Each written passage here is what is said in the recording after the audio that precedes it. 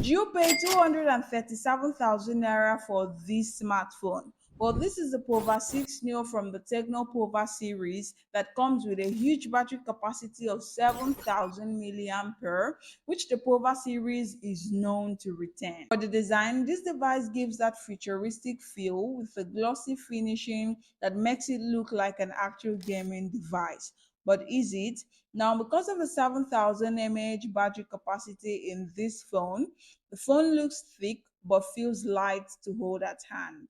The speakers on the Pova 6 Neo are the first speakers to come with the Dolby Atmos according to Tecno, and this device has the IP53 rating for water and dust resistance. For the display, the Pova 6 Neo has a 6.78-inch screen, an LCD panel, a 120Hz for refresh rate, and a 1080p resolution screen that comes with 500 nits for brightness that makes it a bit difficult to see the screen of the phone in sunlight. The Pova 6 Neo comes with a Helio G99 chip alongside with 8 GB of RAM, which can be extendable to 16 GB of RAM, and a 256 GB of storage. With this processor, this phone can comfortably handle every smartphone task given to it smoothly. And for gaming, it can take light gaming tasks, but you definitely won't be playing games at high graphics.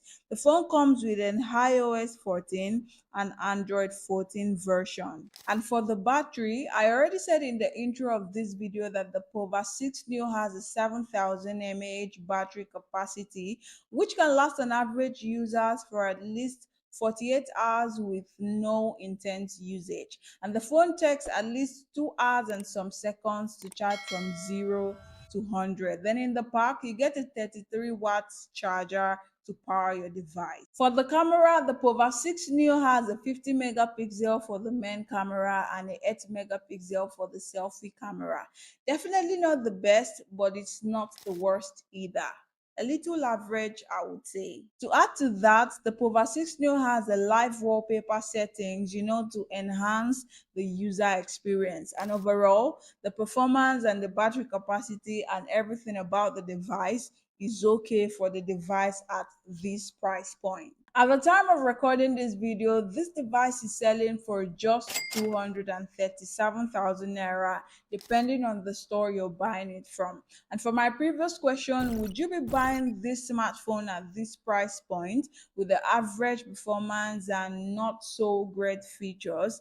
And if you won't, which device would you be going for within this price range?